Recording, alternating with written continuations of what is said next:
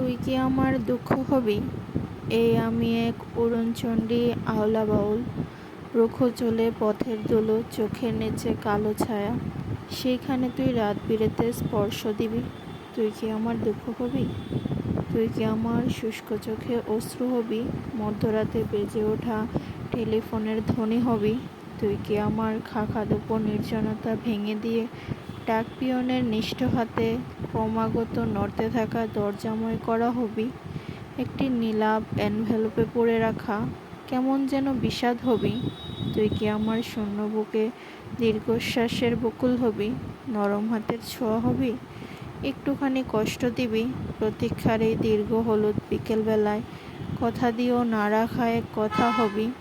একটুখানি কষ্ট দিবি? তুই কি একা আমার হবি?